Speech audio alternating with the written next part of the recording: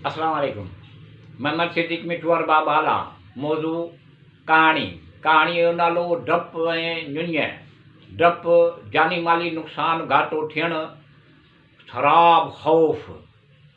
नुञ जानी माली फ़ाइदो नफ़ो थियणु, ढल सिराप। पाठ नंबर 24।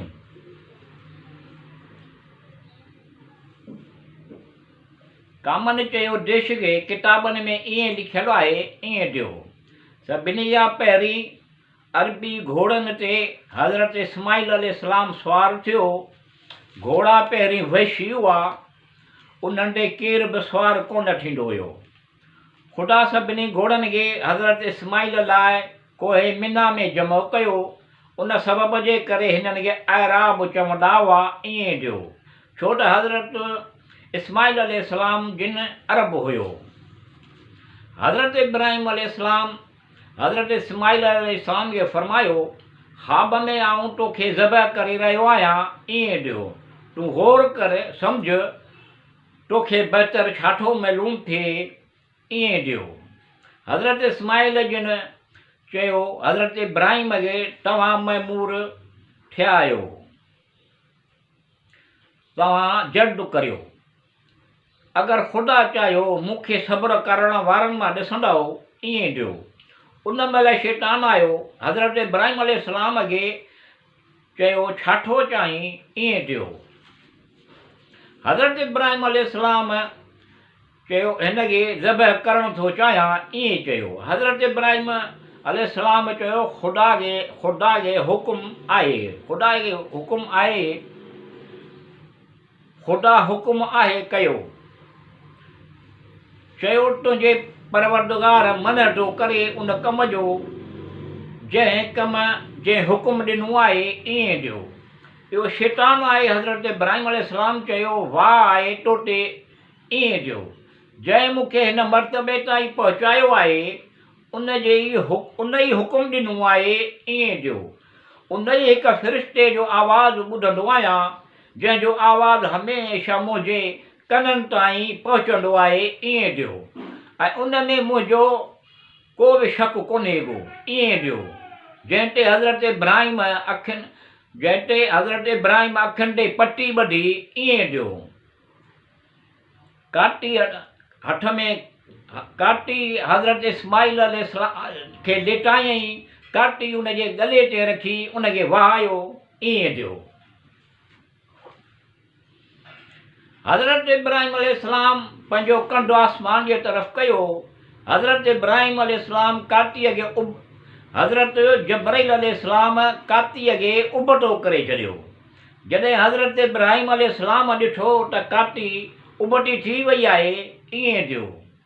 वरी काटीअ खे सुबटो करे वरी ज़ोर सां वहायो त वरी बि हज़रत जबराईल अलैहिस्सलाम काटी उबटी करे छॾी, ईअं ॾियो। वरी हज़रत इब्राहिम अलैहिस्सलाम काटी सुबटी करे ज़ोर सां वहायो त ईअं ॾियो। वरी हज़रत जबराईल अलैहिस्सलाम काटी उबटी करे छॾी, ईअं ॾियो। वरी हज़रत इब्राहिम अलैहिस्सलाम ॾिठो त काती उबटी थी वई आहे, वरी सिधो काटीअ करे ज़ोर सां वहायो, ईअं ॾियो। हज़रत जिब्रील अलैहिस्सलाम हज़रत इस्माईल अलैहिस्सलाम खे कढी उन जाइ जे गोसफद घेटो उन जाइ ते लिटाए छॾियो, ईअं ॾियो।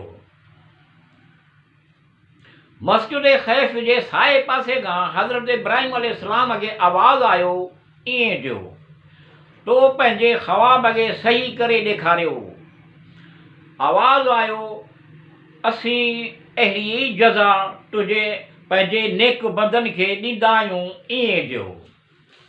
यकीनन ही खुल्लम खुला ज़ाहिर ज़हूर इम्तिहान हुयो, इहा आज़माइश हुई, लिहाज़ा ख़ुदा उन जी आरज़ू पूरी कई, ईअं ॾियो।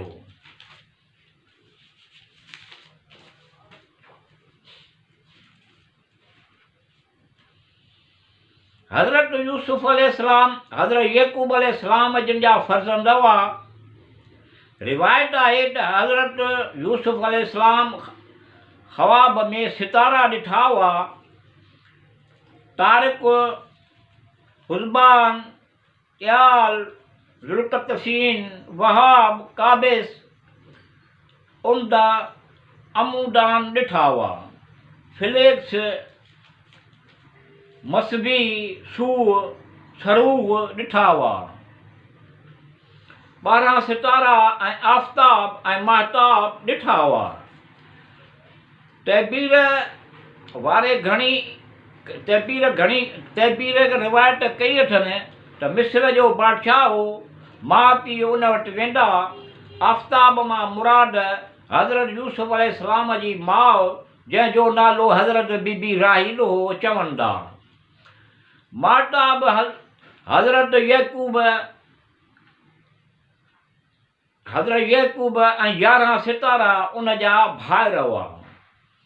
जॾहिं त उहे माण्हू हज़रत यूसुफ अलैहिस्सलाम जिन वटि पहुता ऐं हज़रत यूसुफ अलैहिस्सलाम जिन खे ज़िंदह ॾिठो त अल्लाह रब्बुल आलमीन जा सजदा शुक्राने जा कया। हज़रत यकूब जिन जा फ़र्ज़ंद हुआ। हज़रत यकूब हज़रत इसहाक़ जिन जा फ़र्ज़ंद हुआ। हज़रत इसहाक़ हज़रत इब्राहिम अलैहिस्सलाम जिन जा फ़र्ज़ंद हुआ। हज़रत यकूब जिन खे जॾहिं ख़वाब हज़रत यूसुफ अलैहिस्सलाम जिन ॿुधायो तॾहिं उमिरि 9 सालनि जा हुआ। हज़रत यकूब अलैहिस्सलाम हज़रत यूसुफ अलैहिस्सलाम जिन खे फ़रमायो, इहो ख़वाब तुंहिंजे भाउरनि खे ॿुधाइजे, ईअं सां करी उन्हनि सां कुर्बत कंदा। इहो ख़वाब पंहिंजे भाउरनि खे न ॿुधाइजांइ, इहे तोसां फ़रेब कंदा, छो त शैतान इंसान जो दुश्मन आहे, उहो दुश्मनी ज़ाहिर करण वारो आहे, तॾहिं ईअं कंदा। बतहक़ीक़ तुंहिंजो परवरदिगार दाना हकीम आहे। हज़रत यूसुफ अलैहिस्सलाम पंहिंजे हमअसरनि में तमामु घणा हसीन जमाल में हुआ, तमामु घणा हुस्न जमाल में हुआ। हज़रत यकूब अलैहिस्सलाम जिन में हज़रत यूसुफ अलैहिस्सलाम उन्हनि खे तमामु घणो दोस्त रखंदा हुआ। उन सबब जे करे सभई ॿार हज़रत यूसुफ अलैहिस्सलाम जिन सां हसद रखंदा हुआ। हज़रत यूसुफ उन्हनि माण्हुनि पाण मंझि हज़रत यूसुफ जिन खे मारण लाइ सलाह मशवरा कया। लाली जो उन्हनि में मौजूदु हुयो, उन चयो त हज़रत यूसुफ अलैहिस्सलाम जिन खे मारणु सुठी ॻाल्हि कान्हे या। अलबत पंहिंजे पीउ जे निगाहुनि खां पोशीदा करियो, ईअं थियो। उनखे कोन ॾिसंदो त पाण ते महिरबानी थी वेंदो, ईअं थियो। हज़रत यकूब अलैहिस्सलाम जिन वटि आया, ईअं थियो। चयाऊं, बाबा असांखे हज़रत यूसुफ अलैहिस्सलाम जे लाइ अमीन छो नथो सम्झे, ईअं थियो। हालांकि असीं उन जा ख़ैर ख़्वाह आहियूं, ईअं थियो। असां सां गॾु मोकिलियोसीं त घुमी अचे, ईअं थियो। माल चारे ऐं माल रिढूं घेटनि सां रांदि रहे, ईअं थियो। असीं उन जे मुहाफ़िज़त ऐं निगहबानी कंदासीं, ईअं थियो।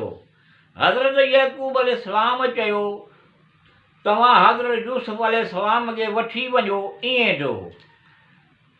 आऊं मग़मूम थो थियां, मतां को बगड़ अचे हज़रत यूसुफ अलैहिस्सलाम खे खाए, ईअं थियो।